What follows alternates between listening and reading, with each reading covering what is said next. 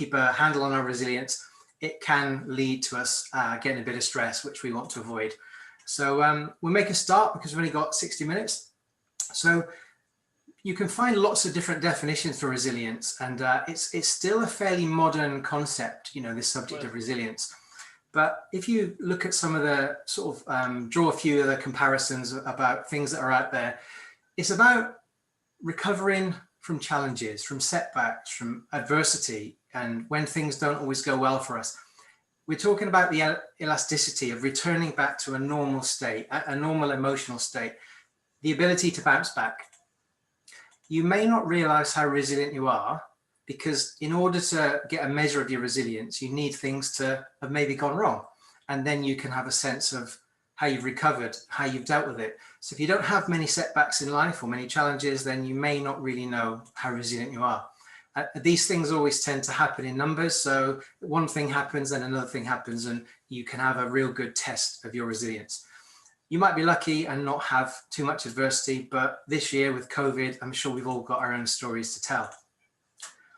The Harvard Business Review talks about, you know, the importance of resilience, and it says resilience is a determinant of who succeeds. That's true in the cancer ward as much as it is in the Olympics. Resilience is not toughness. It's not about toughening up. We want to be flexible. If we're tough, we're not flexible. The idea being that we're flexible, we can deal with change, we can deal with adversity, we can deal with problems, and we don't snap. And that can be the issue that leads us to stress. Stress, short definition there. You can see what's on the screen, but in effect, stress is like feeling like you've got more to cope with than you've got the time or resources in which to deal with it. If our resilience is low, if we're struggling, that can take us towards stress. That can cause us a problem. So the idea today, we find out how we can deal with resilience and get more resilient when we're facing these difficulties, these challenges that might normally bother us or upset us or can cause us some effect. So resilient people then. Resilient people tend to have some of these attributes. And I'll start in the top right. They tend to commit to their goals. So resilient people will set goals. It might be a work goal, might be a personal goal, but they will commit to them. It might be running a marathon. It might be losing some weight. It might be passing a course or a qualification. Resilient people will plan in advance and think, right, okay, there will be some hurdles to jump. There will be some bumps in the road. Everything isn't going to go my way all the time. But they'll know that up front. They'll sort of factor that in. And what they won't do is the first sign of trouble, they won't use that as an excuse to give up. People who are resilient will be focused and determined to think, right, now I can see what the result will be. I can see what I'm going to get at the end of it. So I'm going to stick with it. If you're someone who's decided to run a marathon or get fit and take up running, and you look outside the window and you see it's cold and wet and raining, a resilient person will have planned for that. They'll know that one day it's going to rain. So they might have bought some wet weather gear. They might have bought some thermals. So it's not a reason not to do it. So have goals and commit to them. The next one, and we're going to cover it a little bit more in detail later, but resilient people, they focus on what they can control. They don't worry about what they can't control. And that gives us less things to be concerned about. We can all worry about everything going on around us, but if you can't control it, it's a waste of energy. It's a waste of your thought process and even just your own strength to think about, you know, well, I can't deal with it. I can't control it. I can't affect it. So I'm not going to worry about it. I'm not going to let it bother me. I'm going to worry about and focus on the things that I can actually have some influence on. So that's what resilient people do. They concentrate on the things that they can have some effect or influence on. The next one, resilient people tend not to blame themselves. They don't sort of subscribe to a blame culture because that's all negative anyway. But they don't say things like, oh, I'm a failure, it's all my fault, or I didn't get that job because I'm not very good, or I'm useless. It's not about blame. It's about learning. I didn't get that job, so what can I do about it? You know, rather than look to apportion blame, look forwards rather than backwards. What am I going to do about it? What have I learned from it? Rather than be critical. If we start being self-critical, then that's going to be a negative spiral and we start feeling down about things. And we might not even then, I'm just having a look at the chat here. What you can control makes you use different. Really well, thank you for that, Imran. Yeah, I totally agree with that. The next one, resilient people are empathetic. It's that phrase of walking, don't judge a person until you've walked a mile in their shoes. So we can end up being critical of people. We can end up making judgments. We got somebody chipping in there. We can end up making judgments about things. That can cause us to get into conflict. That can cause us to have problems. It could be that someone comes into work late. If you don't think too much about it, you might start being sarcastic. What time do you call this? You're judging someone without actually finding out all the facts. They fire back at you. You've now got some conflict to deal with, which is another drain on your resources, rather than maybe asking people, you're a little bit late this morning. Is there anything you want to tell me, or is there anything you want to share? That's a better way to start a conversation. So resilient people are looking to be more empathetic towards people. The next one there, keep an eye on the little chat points there as well. Resilient people tend to think positively. They look for positive outcomes to situations rather than getting all into the negative. So something bad happens or something challenging happens, they think and they reflect, what positives can I take from this? What opportunities are now going to come my way, rather than letting a situation get on top of them. So being optimistic, which we're going to cover a little bit later as well, rather than being negative and pessimistic about things too. So that's another thing for resilient people. And then the final thing up there, resilient people see problems or adversity or setbacks, they see them as challenges. Almost like someone's laid down the gauntlet and says, right, I'm going to challenge you now. I'm going to challenge you to come through this. Take it as a challenge to get better, to sort it out, to get on top of things, rather than to be beaten. So resilient people, they can think, right, okay, now I've got a challenge. I've got to rise to this now. I've got to do something about it, rather than feel bad and let it consume you. Tracy there said, I love the point of focus only on what you can control. This is really important. Yeah, you think about how many things are going on around us. How many things do we want to worry about? And we'll have a look at that particularly a little bit later when I do a contrast with social media and how that can be something that we get consumed about. So this is what resilient people tend to do. And maybe have a think for yourself. Do you do some of these things? Do you sometimes blame yourself when things go wrong? Do you sometimes feel negative about things when maybe there's an opportunity to feel positive? And we'll have a look at that going forwards as well. So one of the things we can do to develop our resilience, to improve things, is we can change how we think. We can change how we think about things. That's going to help us change our perspective and outlook. Instead of thinking of things in a binary sort of, an on-off switch, we either win. So if we don't win, we lost. We either succeed, or if we don't succeed, then we failed. It's more helpful to think of it in different terminology, because there's a lot of gray area. Just because you didn't get what you wanted first time, that doesn't make you a failure. How many people learning to ride a bike manage to do it first time? Most people fall off. Even if not the first time, they fall off. And we get back on and we keep going. So we don't give up. And it's not about, I'm a failure because I didn't ride the bike the first time. It's about using a positive way of thinking about it, an opportunity to keep going. We have a choice how we think. We don't have to think about things in a certain way. We have a choice. And it's making more of those determined choices to be positive.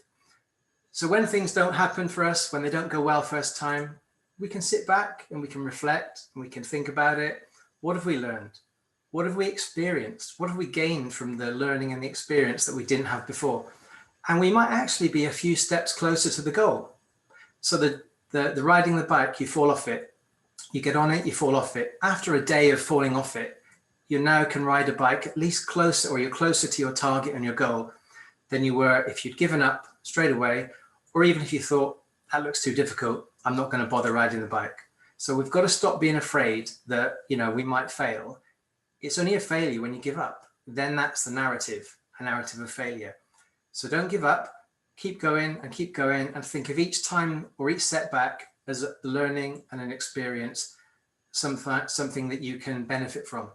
Remember, failure is sometimes the price we pay for learning.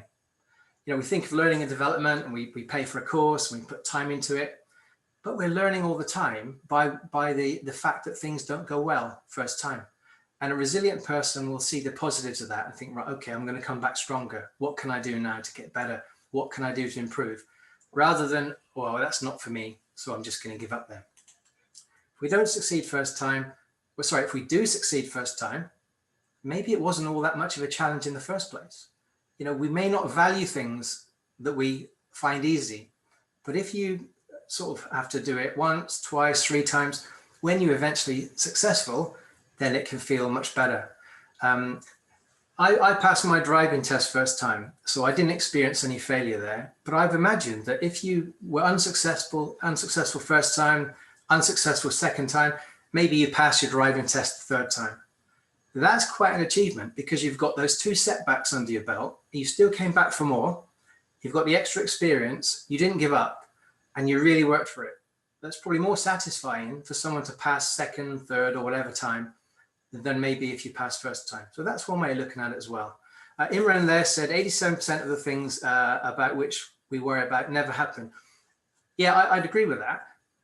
The amount of times we might worry or be concerned about something, and then it doesn't turn out to be a problem.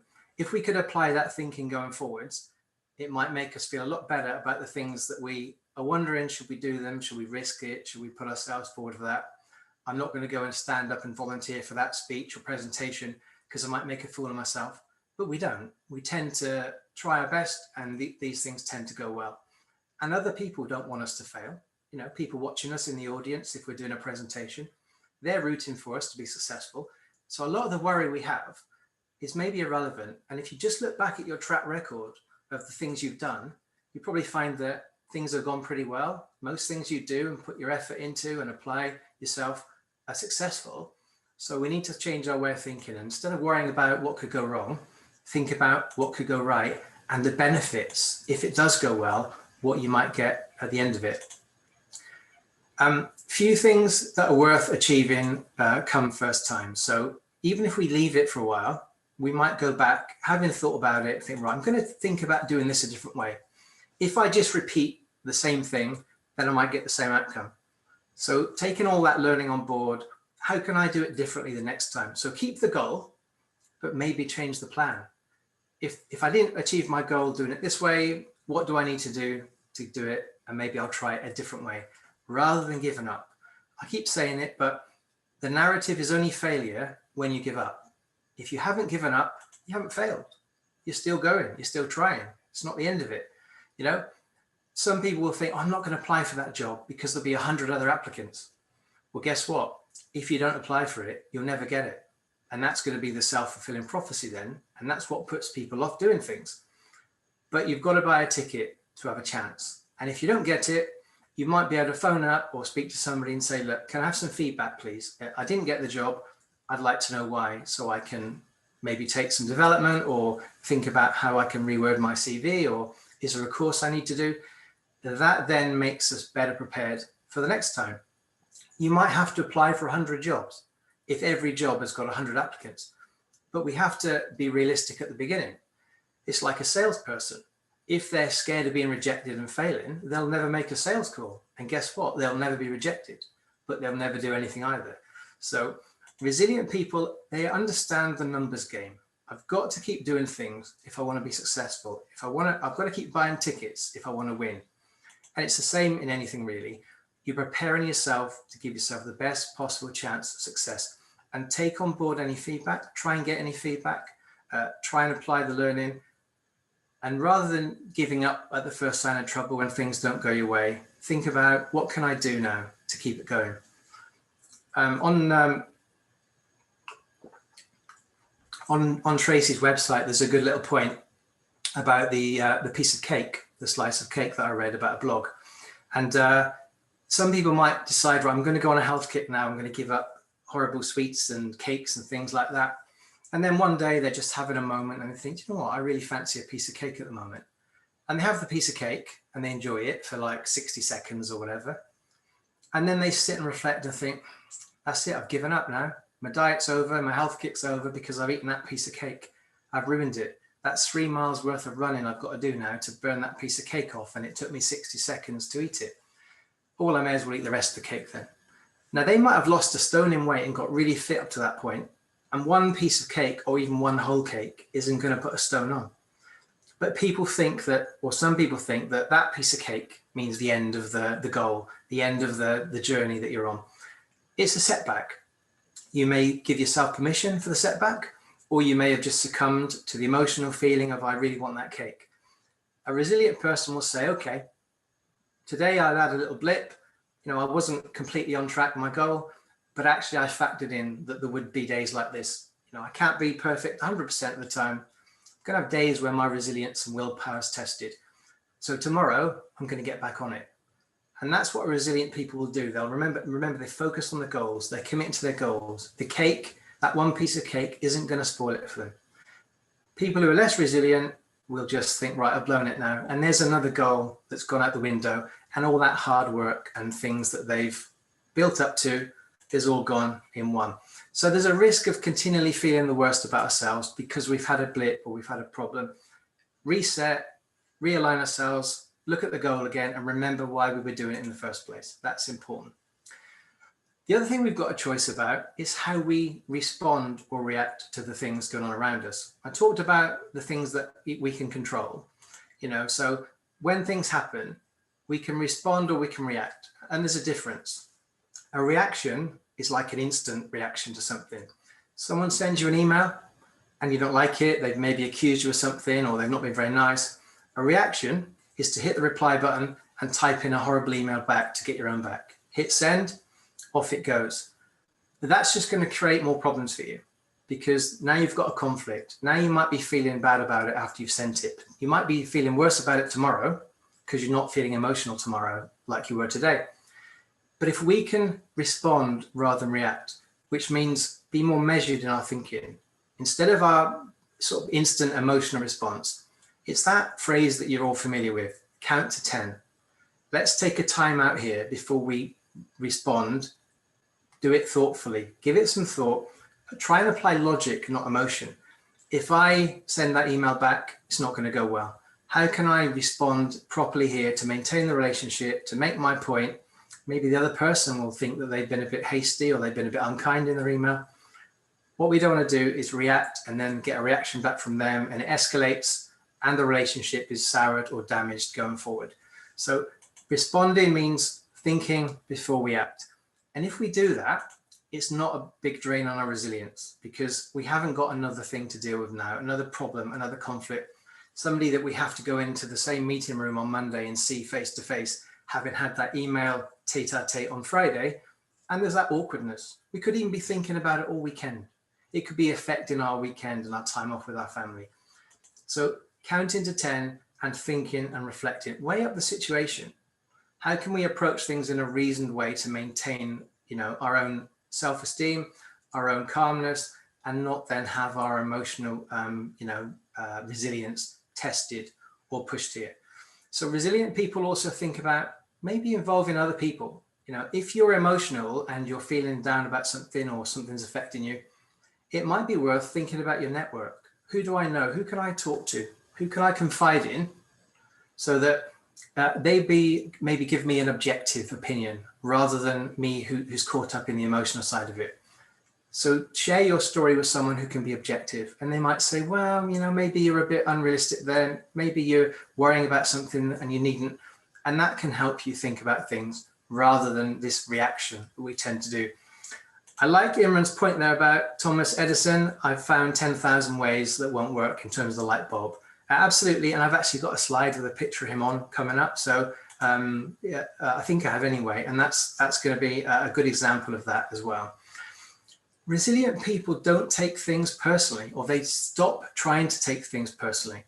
I'll give you an example. So you've sent a text to Bill, and 3 days later, or an email, and Bill hasn't replied. Resilient people think, maybe Bill's a bit busy. They give people the benefit of the doubt. If you're feeling a bit low and your resilience is being hammered at the moment, you've got a lot to deal with, you could easily think, have I upset Bill? Have I offended Bill in some way? And back to the point in the chat box earlier about the 87% of things going well usually, we know from experience that most of the time we haven't upset Bill, because we'd probably know if we had. It's just us trying to think of it or justify why we've not had a reply. So give people the benefit of the doubt, give us the benefit of the doubt. rather than, oh yeah, it's okay, Tracy, yeah, I'm still changing the way we think, it's okay. Just look at the chat there. So give people the benefit of the doubt because it's healthier for everyone. Positive self-talk. Final thing on this slide. If you're somebody who is struggling with something and there's no one to give you any help, positive self-talk. You might speak out loud, or you might be in a car just thinking about it, thinking about, I can do this. It's not as bad as I thought. I can overcome this. I can find a way of dealing with this. That stops us thinking about the negatives. That stops us thinking about rejection. That stops us giving up. If we have a track record of giving up, we create a narrative of failure behind us. And we can feel worse for doing that as well. And just want to give you an example of something that Neil Armstrong was asked about when he did the moon landing. So the question was put to him, did you have some suicide tablets with you in case the lunar module didn't take off on the moon at the end of it? He said, no, that didn't cross our mind. So if the module didn't take off and you had a limited amount of oxygen, what were you going to do? And he said, we would have just worked the problem. We'd have just carried on until we'd run out of oxygen. We would definitely not have given up. Even if the situation was hopeless, we'd have carried on working the problem. And that's what resilient people do. The last thing they want to do is give up. So they keep going. What else can help us? Humor, optimism, and managing our expectations. So you've heard the phrase, do we laugh or cry? Resilient people will try and find humor in something. They'll try and be optimistic. They're happy to have a joke at their own expense because that actually, just a laughing about it or just doing it can help us feel better. If you're in a situation where you're potentially embarrassed or you may have messed up, crack a joke and that will ease all the tension. I was at a seminar once and this person was presenting to about 500 people. And he did his presentation and then said, any questions? And the lady in the front row put her hand up, and I've been honest with you, this is what happened. She put her hand up and she said, why did you think to come and do your presentation today with wearing odd socks? And you can imagine everybody was like cringing because that was a really sort of inappropriate thing to say. And quick as a flash, his response was, that will teach me to get dressed in the dark. So he made light of a situation where it could have been really awkward, where it could have been really embarrassing, but he made light of it. Humor helps us get through things. Last year, there was a study done in Boston at a university, and it was at the end of a study. It took 30 years, and they came to the conclusion that if you're an optimist rather than a pessimist, if you see the positives and have a bit of a laugh and a joke about things, you've got a 50% chance of reaching the age of 85 more than someone who's a pessimist or feels negative about things, all other things being equal. So we have to have a dose of realism, and not get overexcited about things and think that, everything's going to be successful or go well for us.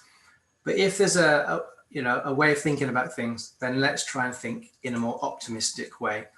People with facing adversity, try and put a smile on a face and use that as a weapon to stay hopeful. And that stops us keeping negative.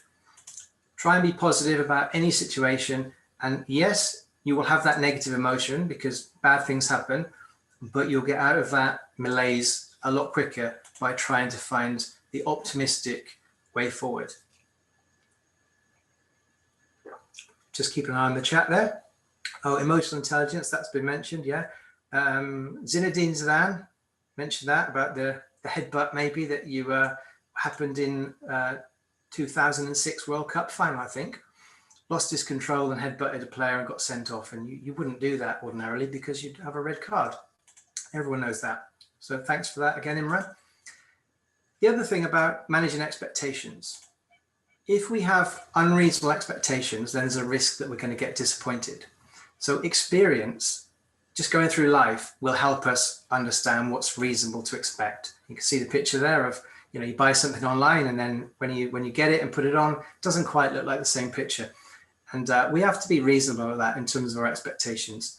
So being clear about what we're expecting from a situation, and maybe we need to do that before we actually dive into it. So what am I thinking is a realistic outcome from this situation? So build an awareness rather than just go into it thinking it's going to be good, it's going to be successful. So if it's a new situation, ask yourself, what do I expect to happen from this? What's realistic? What should I expect? What could go wrong? Being optimistic, so how can you influence it? Is there anything you can do to influence the outcome, but at least stay realistic? There's that job you really want, I mentioned earlier. Now, you know there's like 100 people applying for every job at the moment. So if you don't get it, it's not a big shock, because you're one of 100 people. It's different if you're one of 2 or 3, and you might feel really confident. You'll be more disappointed if you don't manage your expectations, and that disappointment can affect our resilience levels. So try and be realistic and think, what can I hope for here as the outcome, rather than what am I expecting, because then we can be disappointed. If we plan things, if we do the things required to give us our best opportunity, then we can do no more. But if we've had a setback or a negative outcome, we can say to ourselves, did I really prepare? Did I really do everything I could to get that positive result? Be honest, and then, right, okay, what do I do about it? But just having that ability to manage what we're expecting can help us with our resilience and how many times we end up feeling disappointed. The next thing to think about here is perspective. Now, in the picture there, the person on the boat is desperate for land, and the person on land is desperate for a boat. Neither is any better off. If they swap places, which is what they want, neither is still any better off. We've got to think about how we're judging the things we see around us. A good example of that is social media. A lot of people, and I did a resilience session yesterday as well, a lot of people might be on Facebook and they'll look at their friends' posts on Facebook. You're basically seeing the director's cut of their life, the show reel version, the stuff they want you to see. But other people can start judging themselves. People can start judging themselves by what's going on around them. I'm older than them, and yet they earn more than me. I'm older than them, yet they've got a bigger house than me. I must be a failure then.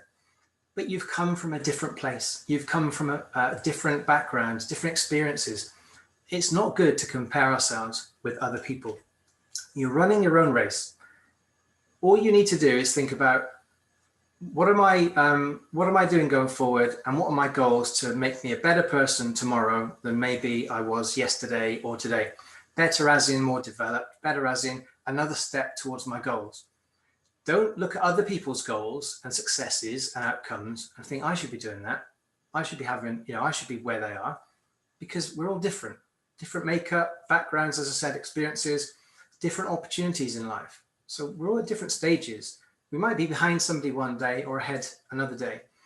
And it also, of course, is relevant to who you compare yourself with. You could pick out 10 people that you went to school with, and you could pick the 10 people who are doing really well, and you could feel a failure. Or you could pick the 10 people who aren't doing as well, and you could feel great. Nothing's changed. You're still doing as well as you were, but it depends on what you're measuring yourself against. So measure yourself against yourself. If you want to run a marathon, maybe what they're doing in the picture there, what's a good time for you? If you run a marathon and Mo Farah is in the race with you and he beats you, that doesn't mean you're a failure. You might post your best time ever because you're running your own race, and every time you do something better or improve, as we can see in the chat there, you've taken one more step forward. Another thing that can affect people's resilience is that fear of failure. I won't do it because I don't want to fail. I won't do it because I don't want to embarrass myself or make a mistake or feel ashamed or have the unwanted consequences. So the best thing to do is stay in my bubble, not expose myself to any risk, any problems, and I'm going to be happy then. But that doesn't challenge us. That doesn't help us open new doors. That doesn't help us achieve our goals. We need to do more than that. A little story about me. So back in 2005, I got promoted in a previous career. And the day after I got promoted, I was told by my boss that I had to do a briefing a week later, and there's going to be 500 people in this briefing. That's not good when you're an introvert who's never really done public speaking and doesn't enjoy public speaking. And this was me. And I said to myself, how can I get out of this public speaking? And I thought, no, there's no way of doing it. He's told everyone I'm doing it. I've got to prepare. And then I did some of this self-talk, and I said to myself, come on, Mark, you took the promotion. You know what goes with the territory. And actually, what's the worst that can happen? You'll probably stand up there, you'll prepare, you'll deliver the briefing, and you might feel nervous, which is to be expected, but you may not look nervous. And if people are in the audience, they're not going to want you to fail. They're not going to want you to mess up, because if you did, they'd feel your pain and embarrassment. So everybody's rooting for you. Everyone's on your side. So I thought, right, get over yourself. I'm gonna do this. And I did, and it went well. It was actually recorded, and I watched it on video afterwards, and it was fine, and I had nothing to worry about. And that was 15 years ago. And since then, my fear of public speaking completely disappeared. And as an introvert, and I'm quite happy to not have the limelight on me, and socially, I'm quite happy to be the quiet one in the room. But public speaking and training, you wouldn't be a trainer or facilitator if you couldn't do it. Doesn't bother me at all. That self-talk, that pushing yourself out of your comfort zone. You look at the image on the screen there. You're in your comfort zone. You may be in really comfortable with your job. You're confident. You know how to do everything. You know what's expected of you. We're in our little comfort zone there, but it's the smallest and it's the greyest area. Outside of that, thinking about the public speaking I did, that's where the fear is. That's where maybe we lack the confidence. That's where we maybe find excuses. How can I get out of doing this public speaking? That's where we could be affected by other people's opinions. If we can find a way of pushing through that, that's where we get into the learning. This is where all the magic starts to happen. This is where we do the things, get new skills, new experiences, and we start to grow and get better. And that's how we achieve goals and sort of, as it says there, live our dreams. And the fact is that if I didn't do that public speaking or found a way of getting out of it, I may have then avoided every opportunity to do public speaking after that. And it probably would have harmed my career, because at some point you've got to do these things, and it's about pushing yourself. Maybe you need some development, maybe a mentor or a coach, but a way to expand your comfort zone. So for me, public speaking is now within my comfort zone. And you might have things as well that you do where you've expanded your comfort zone and now you've added in new things in there. So self-talk can help, development, get feedback, reflect and think about the things you're doing. Many people think resilience, the confidence gives you resilience, but actually resilience gives you confidence, because you will look back and think, that went well. I did really well there. I'm pleased about that. I can now do public speaking or whatever. And you won't worry about it next time. So you'll be more confident to do something. But if we're not resilient, we'll avoid it. We'll shy away from it. Maybe think, no, there's no way I'm going to put myself up for that. There's no way I want everyone laughing at me or feeling embarrassed. But actually, maybe we need to think less about what other people care and worry more about what we can do and develop. And this is what helps people deal with the things, and we have less resilience issues to worry about then. If you think about all the people you admire, all the people that have put their name down, volunteered, had a go at something, and usually they've succeeded. And then we might think, we could do that. But if they didn't succeed, at least they had a go. And we don't criticize them for failing or not succeeding. We applaud them for having a go. I've come away from events sometimes, and at the end I wanted to ask a question, but back in my younger days, and I wouldn't put my hand up to ask a question because I was worried about what people would think. And I walked away disappointed, thinking I should have asked that question. Why didn't I do that? Why did I bottle it? And actually, what's the worst that can happen? And that's what we need to think about as well. It's not embarrassing. Other people ask questions. There are no stupid questions. There are only stupid answers. So have a go. Other people might be asking or thinking to ask the same question. So we can do these things. Right, I want to come on to the next point about control. So resilience is often a measure of how safe and secure we feel, how comfortable we are. If we're in control of things, that can help us feel more comfortable. So some people like to control a lot of things, and you've heard the phrase control freak. Someone at work might think, well, I've got to control every detail of my staff, of my, the things in the team. I've got to control the temperature in the room. I've got to control, all the things I can, and then I'll feel safe and secure. But we can't. Realistically, all we can control is ourselves. Can't control our staff. Only in a prison probably can prison officers control prisoners, but you can't control your staff. You can only have an effect on their behavior. There could be consequences for them, but you still can't control them.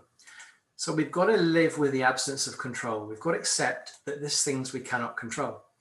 And you probably, some of you will think and realize where I'm going with this now. So we've got Stephen Covey came up with the 7 Habits of Highly Effective People, his book in 1989. And he talks about the circle of concern and the circle of influence. Now, the circle of concern is the things that are on our sort of radar. We're sort of concerned about, we're bothered by, but actually, if we can't control them, we need to sort of try and bury them. We need to sort of put them to the back of our mind, because there's lots of things out there. It could be the climate, it could be climate change, it could be world peace, it could be COVID. We're concerned about COVID, but we ourselves can't control it. The smaller circle is the circle of influence. And it's smaller because within that overall circle of concern, there may be things we can influence. So these are the things that we need to think about spending our time and energy on, not the things we can't do anything about. There's no point being concerned about things if we can't fix it or change it or influence it. But the circle of influence gives us that opportunity to influence things. Now, you can either be proactive or reactive. So a proactive person will try and increase their circle of influence. An example would be, let's say, Greta Thunberg, who was really concerned about climate change and global warming and all of that.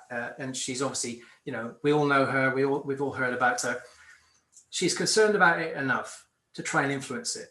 So she's put some time and energy in trying to influence things. She's trying to increase the yellow bit of her circle to include climate and things like that. The rest of us, if we don't decide to do that, we'll just have to live with it. So we need to accept it. Instead of worrying about it every day, let's not be concerned about it, because we can't do anything about it unless we choose to. A reactive person, their circle of influence will shrink because they're actually not influencing things as much now, because they're worrying about things to the extent that it changes their behavior, their emotions, and their life. So the things that you can't control or the things you can't influence, you're changing how you behave because you're worrying about them. You might not do things, or you might do things because of what's going on around you, but you can't influence it. So we need to be more proactive. I'll give you a real life example. I went to a wedding about 3 years ago, and you can't guarantee the weather here in the UK. They wanted an outdoor wedding. They wanted it on a lawn, and there's always the risk of the weather. They had a few choices. Do we just take our chance? And if it rains, it rains. And if it doesn't, it doesn't. Well, that means, okay, you're accepting that that could happen. If you choose not to influence it, then you've got to stop worrying about it. But they wanted to influence it. And they can't influence it if it rains or not, but they can influence the impact of the rain. So what they did, they set up a gazebo on one side and started the wedding outdoors. I was there, and it actually did start raining in the middle of the ceremony. And we just moved into the gazebo. So they've been proactive. They were concerned about something enough to do something about it. They limited the risk of the impact of the weather on their wedding, and they had a bit of it outdoors, and they moved quickly into the gazebo, and there was nothing else to worry about. They could have got wet if they didn't plan for it. They could have worried about it unnecessarily, but they thought, no, I'm going to try and influence this because it's a big enough issue for me. And that's what they did. So we can park it, let it go past us, or we can try and influence it. If we can't influence it, let it go. It's one less thing to drain your resilience. It's one less thing to bother you and be upset about. Amazingly, I'm bang on time here for exactly where I wanted to be. So I'm pleased about that. That's my resilience good for this morning. Here's a bit of reflection I want to ask you to think about as we go around this. These things will help your resilience. So the 6 domains of resilience. I want to start at the top. Do you have a vision, as in for yourself? Are you chasing any goals in life at the moment? Have you got a sense of purpose? And a quick way to understand if you have or not is, are you going to work for a month, getting paid, coming home, going to work again, getting paid? I call it the hamster's wheel. If you're just on the hamster's wheel, you'll do 6 months or 12 months, and you look back and you might say to yourself, what have I actually achieved? Apart from paying the bills and earning money, what have I actually achieved? How further forward am I? Maybe it's time to think about some personal goals that you're going to commit to and take action with. That gives you something to work towards. And then back to the first slide we said about people who are resilient, commit to their goals. It's making a plan and making sure they happen. And every 6 months, every 12 months, you will have achieved something that you'll be pleased about. And then you won't have any self-reflection and doubts about, I'm not gaining anything, I'm not going anywhere, or another year has passed, and what have I done? And the optimism that we talked about earlier, even in COVID, there's things we can do. There's things we can do to take advantage of this negative situation. Maybe working from home gives you opportunities. Maybe the dynamics change of things that you've experienced with COVID has made you think differently. But an optimist will say, well, what can I do different? How can I benefit from this?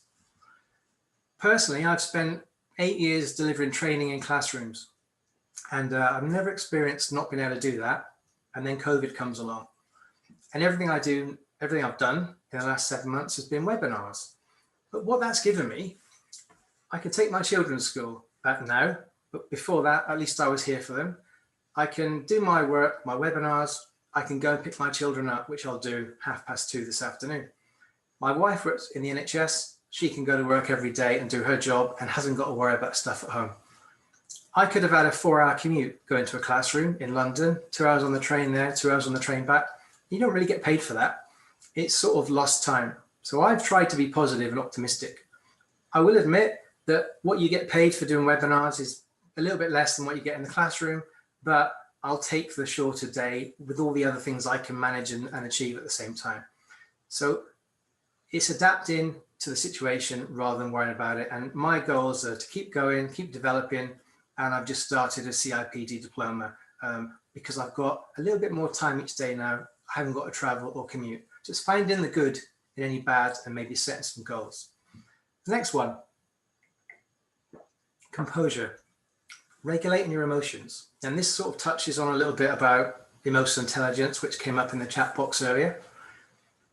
If we want to, have better levels of resilience, then we don't need to get emotional all the time. Yes, we feel the emotions. Yes, I'm not saying suppress them. If we're feeling sad, then we are sad. If something's happened and we don't like it, we might be disappointed. But quickly find a way out of that. So we're not in the lowest point for very long. So apply logic, right? What can I do here?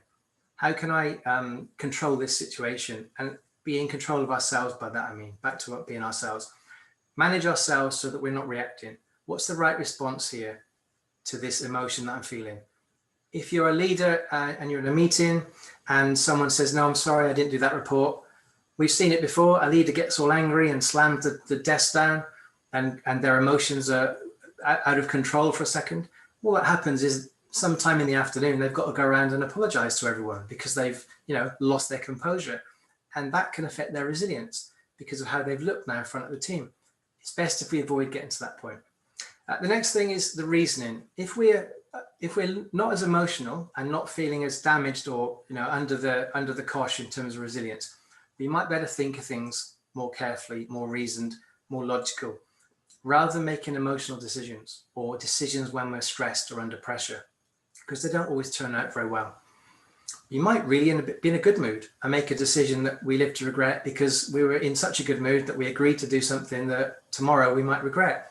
So it's making reasoned decisions and that count to 10 and reflect on them before we actually dive in. We all know about the health one at the bottom there, nutrition, sleep and exercise. And some of us are a bit blasé about it. Yeah, we know we need to sleep. We know we need to eat properly. The thing is, if we don't eat properly and particularly sleep properly and exercise properly, but particularly the sleep one, if we're feeling tired, then we're not going to be as resilient. The next thing that comes along that's a problem for us is probably going to be exacerbated by the fact we're tired, we're crabby, we're irritable, so things maybe go wrong. If we're feeling our best, energy levels are high, reserves are high, we can deal with more things, more challenges, more setbacks, and feel them and take them on in a more positive way. So it is important. I saw on LinkedIn this week, somebody put a poll on there. How much sleep do you get per night? And the actual highest response from everyone was 5 to 6 hours. And I ticked that one as well. I've got a bit of sciatica at the moment, so it keeps me awake a little bit, but it just seems to be, we're all still busy, even though we're working from home, or a lot of people are, we're still busy. And we need to maybe step back and think, how much can I achieve in a day? What's realistic? Am I chasing my goals, or am I helping too many other people get to their goals and I'm not dealing with mine? Next one is tenacity, that persistence, that not giving up. So it didn't go well this time, right? What am I going to do about it? I'm going to come back stronger, I'm going to reflect, and I'm going to have another go. I'm going to bounce back. But actually think about it as bouncing forwards, because failing forwards means we know now more than what we did before we started. We might not succeeded yet, but we know more and we've got a better chance. And all the failures, back to Thomas Edison, all the ways of not doing something, we've learned that as well. And the final one there, collaboration. I mentioned this earlier, but we have got amazing networks, particularly on LinkedIn, particularly in our, our family, our friends. There's other people to talk to. If we're feeling a bit, under the weather, or resilience levels are low and not feeling too great, it's just another problem on our plate. It's a cliche, but a problem shared is a problem halved. And we can go and maybe chat to someone and get the objective perspective, not one that we might be a bit sort of negative about because of how we're feeling. So that's our own resilience there, in terms of you can go around that loop and you can reflect on what could be better for me. What am I doing well? What am I not doing so well? Think about when things don't feel so good for you, stop and take it all in and think, what is happening? Why do I feel like that? I'm not in a very good mood today. Why is that? It could just be that you're hungry.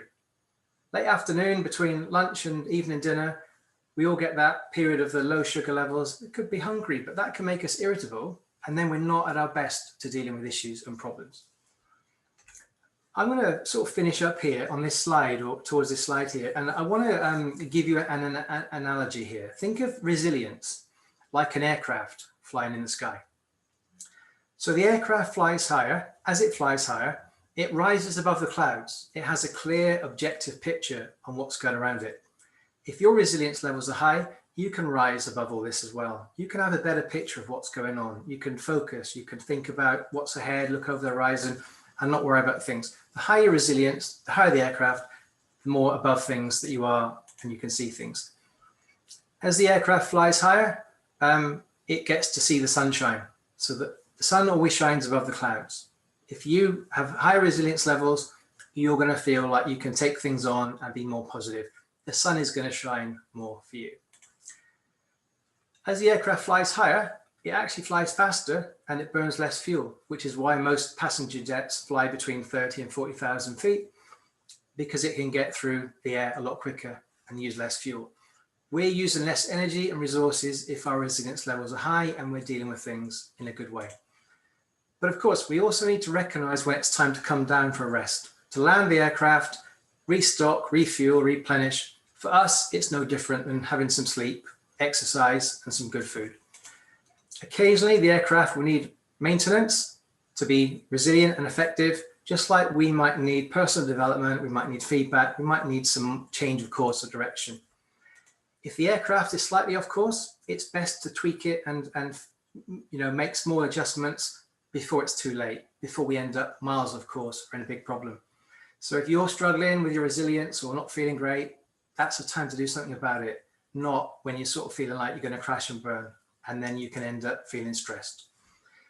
So you too can work on your resilience levels. You can fly above the clouds, you can look after yourself, and then you haven't got too far to go one way or the other because you're taking care and doing the right things by yourself and by others. So I always say at the end of a session, and Tracy's going to come back on in a second for the last few minutes and questions. I always say there's no point doing any training or any webinar or learning anything new if we don't do something about it. So the takeaway for you today is, what are you going to do about what we've covered today? And are you going to set some new goals for yourself? Thinking about that vision and purpose, what are you going to do about it? And I know Tracy's going to share the slides with you. There's a link on the screen there. There's a little resilience test you can take where you just get an idea of what your levels are for yourself. I'm bang on time. That's my bit now. And I'm just going to hand back over to Tracy. Thank you. Thank you so much, Mark. Thank you for that. And there's some really interesting... There we go. Got you. No, I've got you. Can you hear me? Yeah. Yeah, good. Thank you very much, Mark, for doing that. There's some really interesting points there. There are some subjects that are flying around a lot at the moment: resilience, mindfulness, mental toughness. And, we're hearing them a lot, especially if you're on LinkedIn. And I think it's one of those subjects that we all really need some help with at the moment. This was just a very small taster in the form of a webinar. So no actual actions in here, although Mark has put the link on the previous slide. And everybody who has logged on, I will send you a copy of these slides. I tell you what I might do, Mark. While I'm talking in the chat box, could you just put that link in the chat box as well, so people can cut and paste that now if they want to. Yeah, so that was just a quick taster of what is quite a larger subject. We run a resilience course around that area, and we bring stress management into it, mental toughness and other things like that. And obviously when we're doing it as a proper training session, there's lots of activities that you can take, but Mark did leave you with 2 at the end of there to be able to go online and do the online test, which he's going to put the link in the chat box now. And also to maybe have a think about setting yourself some goals. And I would say as well, the one thing that helps me is thinking about what is in my control and what is not in my control. And that's a big learning point for me. If I have no control over it and I can't do anything about it, it really is a good self-talk for me to think, okay, if I have no control of it and I can't do anything about it, I've really got to stop thinking about it and stop worrying about it. And if I can't stop thinking about it and I can't stop worrying about it, what am I going to do to help it along? So, you know, these points are really important, especially now more than ever, when it seems like more and more things are outside of our circle of control. So we're going to carry on running these webinars. I'm not too sure what our next one will be yet, but if you have a look on the slide in front of you, you'll see a little QR code. And I noticed a few of you in the chat box, which is lovely. I've been putting your LinkedIn details on there and sort of saying, please connect to us. I'm connected to a lot of you already on LinkedIn. If I'm not connected to you already, just take your camera and hold it up to the QR code and that will send you through to connect to me. Please do connect to me. And then you can follow our business page on there, because by doing that, that's where we advertise all of our free webinars. And we don't just do free webinars, we have lots of other free information as well. We have some free information on the website. So we've got copies of both of our websites there on this slide. There's lots of free details on there. And I'm forever putting free things on LinkedIn. So, you know, do please follow us on LinkedIn. For any of you are interested in hearing more about what we do, again, we've put our website on there. We run lots of virtual courses and lots of webinars as well. Most of our stuff is virtual at the moment. Yeah, so that was it really. Thank you for sparing an hour of your time with us today. If you want any more information about webinars or courses or any of the free materials we offer, please get in touch with me. My email's there.